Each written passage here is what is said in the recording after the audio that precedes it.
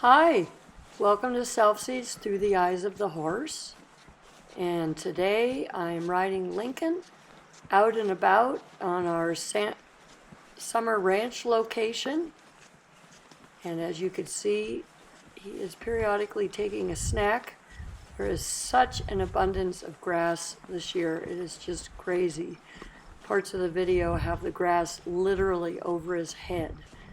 And so he's been living in a field with very long grass. It was recently cut and baled, but it's just so awesome for the horses to be able to enjoy eating grass, and grass with such abundance. It's cool. It's a good feeling when I open that gate and let them out there to eat and just to watch the small group dynamics of the three, and just, again, quality of life for horses. So right now we're finding our way around a section of the ranch that isn't utilized too much, and so there's really no trail. We're just walking, finding our way through open areas and exploring. When I'm riding, even in this situation, I still think about the interconnection of the horse all the time and study how it allows them to have balance, proper weight distribution, rhythm, and just an ease of movement. When I was younger in my teens and doing a lot of endurance riding, long distance riding, I thought about the balance and the ease of the movement and the focus of the horse and how the horse made decisions. But it's a real gift now to be able to understand the biomechanics in a much more, I'm going to call it, sophisticated way. Here we are, we're finding our way through a little patch of sagebrush, and how he's willing to be on my aids and step through the little areas, make decisions, and still stay in a great reference point to not only himself, but to me as a rider and to the environment. So well done, Lincoln. I like to test all these different little variables. But the understanding of the biomechanics, so that you start to see really how a horse needs to have an interconnection to be able to carry a rider, but then to carry a rider with ease. And the ease for the horse creates a lot more emotional calmness and an ability for the horse to be present in what he or she is doing and not anxious. A lot of horses are obedient, but they're anxious in their obedience. So for me, the art of it all is to try to put the horse, invite the horse to be in a situation where they are empowered and can manage themselves, and then also not have fear of the rider and have confidence in the rider that we're really a team. Now we're going to head up a little rocky area. So again, a chances to operate on different types of footing, decision making. I can't wait to have him at a place where I really have big areas and real long trails. I think he's just going to be so fun. He may be the horse that gets me back into endurance riding.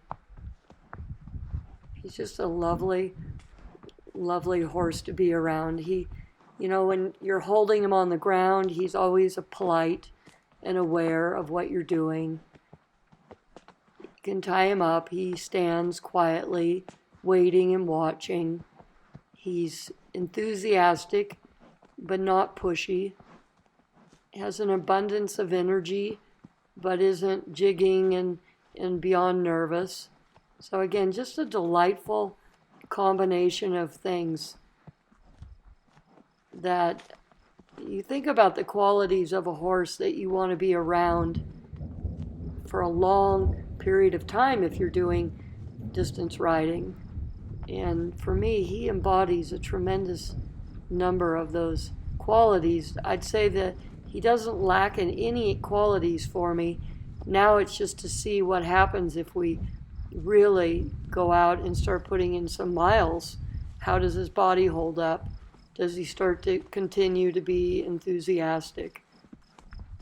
How does he negotiate all the different challenges that come your way when you're out trail riding?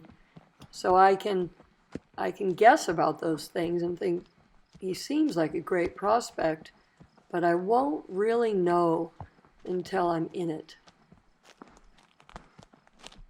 I think you can appreciate how many different little microclimates, terrain changes. On this sequence of videos, I'm leaving the background sound of the sounds of the hooves, the wind, all the different things that in part are part of the experience of being out trail riding. It's nice because on a ranch there isn't background traffic. There aren't people right here at least doing things with tractors or with chainsaws or doing things, so it's pretty much nature.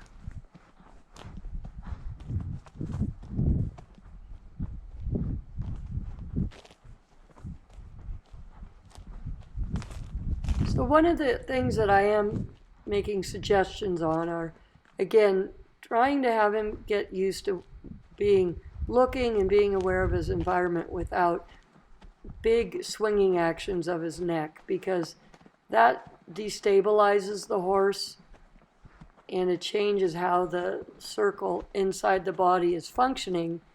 And horses can be conditioned to be more looking forward, not making giant sweeping actions with their necks. It's part of it's just training them to be looking ahead and not so much off to the side. And I've quite a few horses now. It makes a big difference in their efficiency on the trail or in any situation. And again, the effectiveness of their body mechanics and really the stillness in their minds.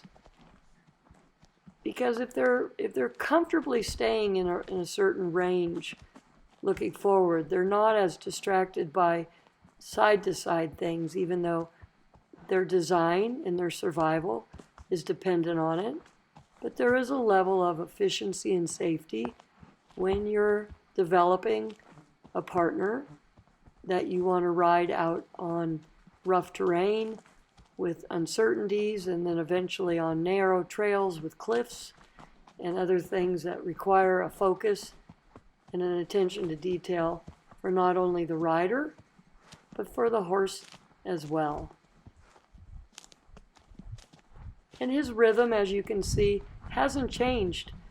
All of it has stayed the same. And so again, it shows me that he's accepting, he's not anxious, but he is willing and enthusiastic.